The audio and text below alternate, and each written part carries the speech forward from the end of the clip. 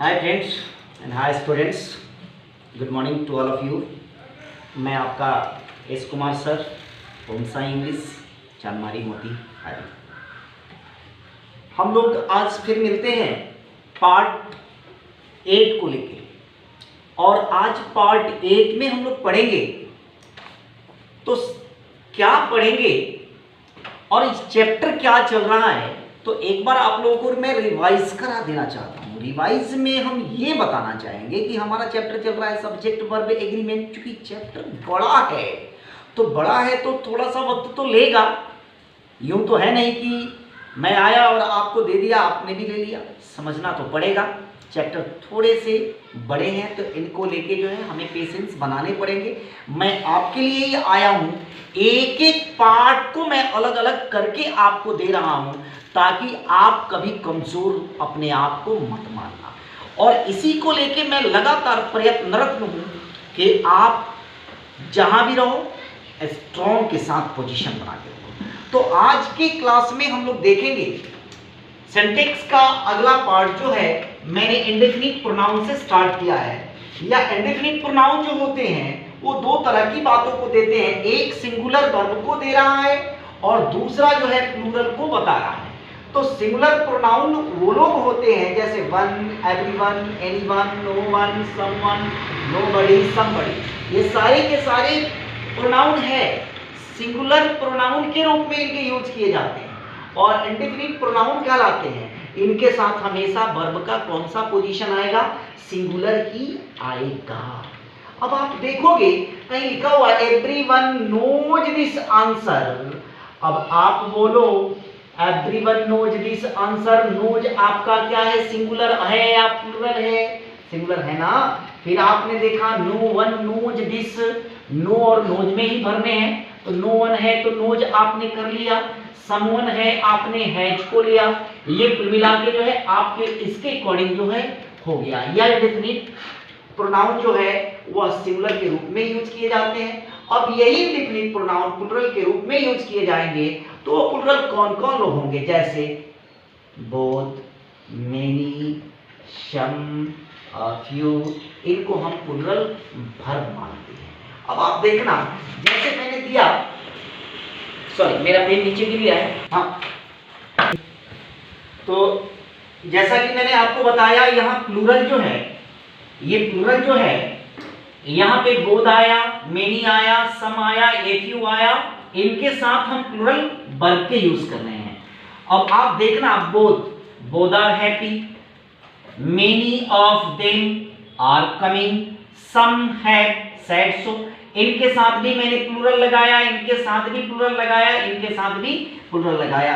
ये लोग भी मेरे इंडेफिनिट प्रोनाउन ही होते हैं और ये लोग भी मेरे इंडेफिनिट प्रोनाउन ही होते हैं। तो दोनों के दोनों को मैं चाहता तो एक ही जगह लिख सकता था, लेकिन मैं अलग अलग कर रहा हूं ताकि आपकी मुश्किलें आपके साथ ना रहे, वो दूर हो जाए।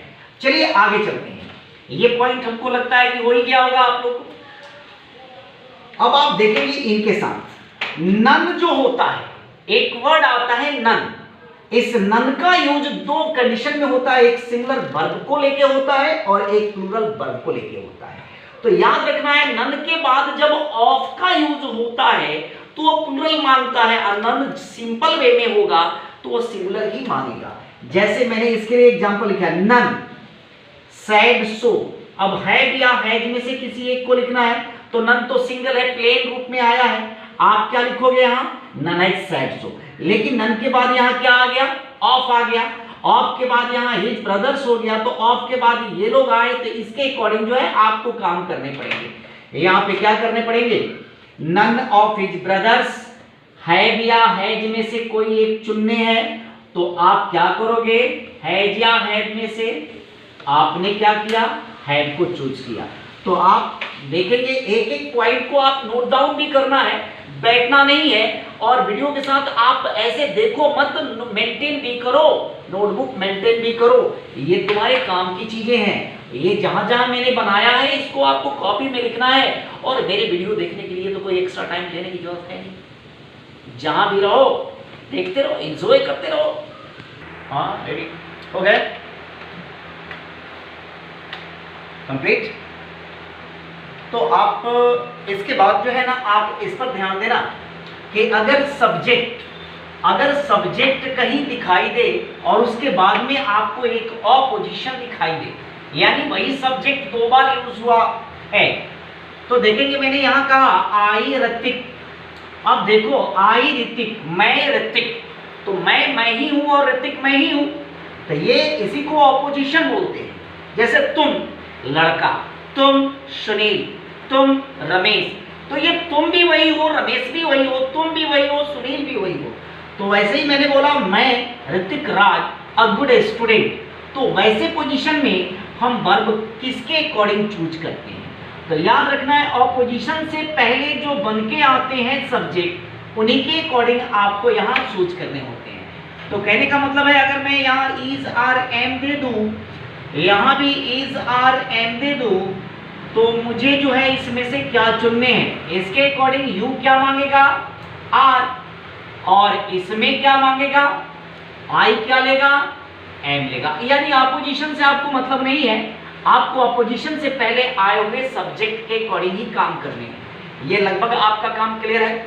अब आप नीचे देखेंगे दूसरा पॉइंट क्या कहता है कि अगर प्लुरल नाउन या प्रोनाउन हो, प्लुरल नाउन हो या प्रोनाउन हो और उसके बाद में ईच आता हो, ध्यान देना, अगर प्लुरल नाउन है या उसके बाद प्रोनाउन है, नाउन हो या प्रोनाउन हो, ध्यान देना ये दोनों के दोनों प्लुरल ही होने चाहिए, और तब उसके बाद में तुम्हें ईच देखने हैं। तो देखो जरा वी तुम्हारा प्रोनाउन है, लेकिन कौन सा प्रोनाउन है, प्लुरल प्रोनाउन है। दे प्रोनाउन है, लेकिन कौन सा प्रोनाउन है, प्लुरल है। विल्स तुम्हारा नाउन है, लेकिन कौन सा नाउन है, प्लुरल नाउन है। अब इसके बाद में तुम क्या देख रहे हो, ईच, तो बोलो ईच भी आया, इसमें भी ईच आया, इसमें भी ईच आया, तो बोलो वर्ब क्या लगेगा, वर्ब क्या चाहिए, वर्ब प्लुरल चाहिए ना। तो यहाँ ईच के बाद दे ईच हैव लगा दो, they each have a problem, they will each wish, यहाँ पे ऑप्शन रहेंगे विश, विशेष और क्या विश। यहाँ पर ऑप्शन रहेंगे हैव या क्या हैज, यहाँ पर ऑप्शन क्या रहेंगे हैव ही दे देता हूँ, यहाँ पर भी आपके हैज या हैव ही ऑप्शन रहेंगे। आप दोनों में से आपको क्लिक करने हैं, ये तीनों कंप्लीट। इसके बाद आते हैं, इसके बाद आपको ध्यान देना है ये ऑल वर्ड मिलता है, क्या मिलेगा ऑल। तो ऑल का यूज जो है आप सिंगुलर के रूप में भी करना और आप कौन चीज के रूप में करना, प्लुरल के रूप में करना। याद रखिएगा सिंगुलर आप तब मानोगे जब आप किसी ऑब्जेक्ट की चर्चा करते हो, और प्लुरल तब मानोगे जब आप कोई लिविंग की चर्चा करते हो। याद रखिएगा जैसे मैंने कहा ऑल रेडी, तो ऑलरेडी यहां लिखा हुआ है और ऑलरेडी यहां लिखा हुआ है। अब आप जरा देखना, इसके अंदर फिल इन द ब्लैंक्स करने हैं और इसके अंदर फिल इन द ब्लैंक्स करने हैं। तो सवाल ये उठता है कि एक ने इज माना और एक ने आर माना, तो आपके कॉन्सेप्ट कैसे क्लियर होंगे। आप तो भाई फ्रस्ट्रेट हो जाओगे कि सर ऐसा क्या है, यहां लिखता है इज रेडी, यहां लिखता है आर रेडी, भाई कैसे समझ में आएगा। तो हम कॉन्सेप्ट पे काम करेंगे, जहां लिविंग की बात होगी वो प्लूरल होगा, और जहां ऑब्जेक्ट यानी नॉन लिविंग की बात होगी वहां पे हम लोग क्या लिखेंगे, या नॉन लिविंग। तो इसकी बातें हम क्या करेंगे, सिंगुलर। ऑल इज रेडी यानी सारी वस्तुओं की बात हो रही है, किसी नॉन लिविंग थिंग्स की बातें हो रही है। लेकिन यहां जब आर हो रहा है तो यहाँ सारे के सारे लिविंग की बात हो रही है। ऑल आर रेडी यानी तुम स्टूडेंट्स की बात हो रही है। ऑल आर रेडी तुम लोग तैयार हो, सभी तैयार हैं। तो स्टूडेंट्स ऑल इज रेडी, सभी वस्तुएं रेडी हैं। तो वस्तुओं के लिए आपको क्या लिखना है, ये लिखना है, और इनके लिए क्या लिखने हैं, आर ही लिखने हैं। जल्दी कॉपी करो, बैठो नहीं, नोट करो ताकि अगला कड़ी हम दें। जल्दी नोट करो। तो आप इन्हें भी देखेंगे, ये क्या कहते हैं, रिलेटिव प्रोनाउन। क्या सर, रिलेटिव प्रोनाउन। अब रिलेटिव प्रोनाउंस जैसे हम लोग कहा who which that, who which that. जब relative pronouns who which that हो तो वर्ब उसके इंसिडेंट के अनुसार आता है। भाई इंसिडेंट क्या होता है, तो जहां भी हु विच डैट लगा हो उससे ठीक पहले जो होते हैं the man, the mean, who के पहले द पर्सन, हु के पहले आई, डैट के पहले द पेन्स। आपने देखा ये लोग को हम क्या कहते हैं? अंसडेंट कहते हैं। क्या कहते हैं? अंसडेंट कहते हैं। अब आप जरा देखो कि यह वर्ब क्या मांगेगा। द मैन है तो बोलो क्या मांगेगा? एज मांगेगा कि नहीं मांगेगा? द मेन है तो बोलो क्या मांगेगा? आर लगेगा कि नहीं लगेगा? द पर्सन है तो बोलो हैव या हैज में से किसी एक का सेलेक्ट करना है। तो आप क्या लिखोगे? हैज करोगे कि नहीं द पर्सन के अकॉर्डिंग। फिर यहाँ आई है तो बोलो हैज और हैव में से क्या लिखोगे? हैव लिखोगे ना। बोलो द पेन्स है, बोलो डैट लिखा हुआ मतलब नहीं है, डजंट मैटर, हम क्या करेंगे? पेन्स के अकॉर्डिंग ही काम करेंगे। पेन्स है तो बोलो इज और आर में से क्या लिखोगे? आर लिखोगे। कंप्लीट हुआ कि नहीं हुआ? ये बातें दिमाग में रखने हैं, यानी जहां भी देखना है वो विच डैट लगा हुआ है सेंटेंस में हो तो उसके ठीक पहले जो एंसिडेंट होते हैं, ठीक पहले जो प्रोनाउन होते हैं वही इसके अकॉर्डिंग जो है वर्ब को लेता है। अब आपने देख लिया यहाँ भी तो ऐसे लिखा भी हुआ रिलेटिव प्रोनाउंस हो विच डैट हो तो वर्ब उसके एंसिडेंट के अनुसार आता है। ठीक है, ये अकॉर्डिंग आपके हो गए।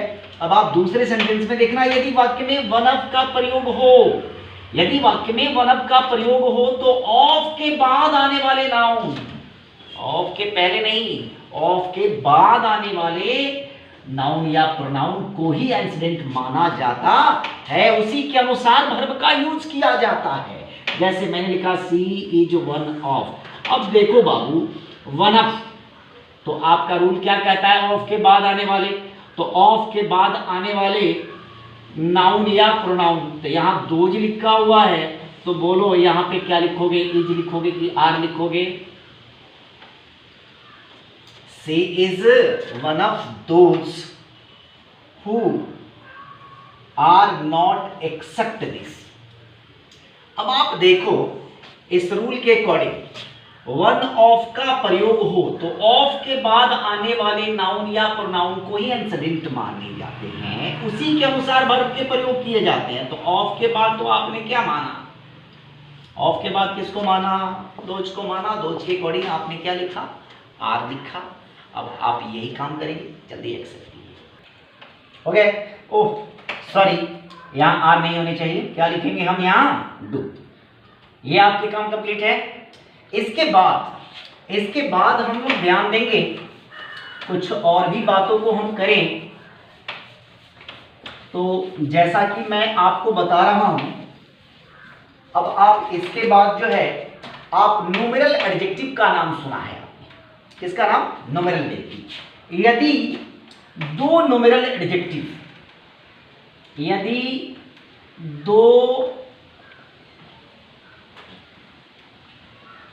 न्यूमेरल एडजेक्टिव, ठीक है, किससे जुड़े? एंड से क्या करें? एंड से जुड़े तो वर्ब क्या होगा? वर्ब क्या होगा जी? सिंगुलर होता है, सिंगुलर होता है। अब आप देखो जरा एग्जाम्पल के तौर पे, एग्जाम्पल में मैंने लिखा टू एंड टू। अब बोलो टू क्या है? न्यूमेरल है कि नहीं है? फिर टू क्या है? न्यूमेरल है कि नहीं है? तो यहां पर क्या लिखेंगे? Is are for. बोलो क्या करोगे? एज के आर आपको क्या करने हैं? सिंगुलर लिखने हैं, यानी आपको आर नहीं लिखने हैं, यहां पर केवल क्या लिखने हैं? एज। हो सकता है आपके सवाल ऐसे भी हो सकते हैं, टू एंड टू, यहां पर दो चीजें पूछ दे, मेक या मेक्स फोर। अब आप किसको लिखोगे?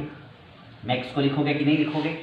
मैक्स होगा ना, तो ये आपका मैक्स हो जाएगा, मेक नहीं होगा। यानी आपको समझना है यहाँ पे क्या होने चाहिए? मैक्स होने चाहिए। ये कॉन्सेप्ट आप क्लियर कीजिए। आज की क्लास में हम लोग रहने दिया जाए इतना ही तक, और अगले क्लास में हम लोग मिलेंगे तो एक नए अंदाज में मिलेंगे। थोड़ी सी गर्मी ज़्यादा हो रही है लाइट भी कटे हुए हैं। और यहाँ तो मैं गांव में हूँ, और गांव में होने के बाद तो बहुत सारी व्यवस्थाएं करनी होती है। बोर्ड भी सही से नहीं मिलते हैं, बहुत मुश्किल से तो एक बोर्ड भी मिला है, और बड़ी मेहनत करना पड़ रहा है। आप लोगों के बीच रोज़ रोज़ आना है, कम आएंगे तो भी काम नहीं चलेंगे। तो जैसे भी है व्यवस्था करके मैं आपके लिए आ रहा हूँ। तो कम से कम आप मेरे लिए भी कुछ काम आप करो, मन से पढ़ाई करो। एग्ज़ामिनेशन तो अपने टाइम पे ही होने वाले हैं, ये लॉकडाउन का कोई असर नहीं है उसके समय में। तो मैं आपको रिक्वेस्ट करूँगा, काइंडली रिक्वेस्ट करूँगा कि आप अपनी पढ़ाई को पूरी ईमानदारी से करें। मैं आपके साथ खड़ा हूँ, हमेशा खड़ा रहूँगा। आप बस ऑनेस्टी के साथ जो है ना आप लेबर करते रहें। और हाँ, एक और काम करेंगे मेरे लिए, पता है क्या? लाइक। एक और काम, सब्सक्राइब। तब तक के लिए मुझे आप विदा दो, मैं फिर मिलूँगा अगले वीडियो में।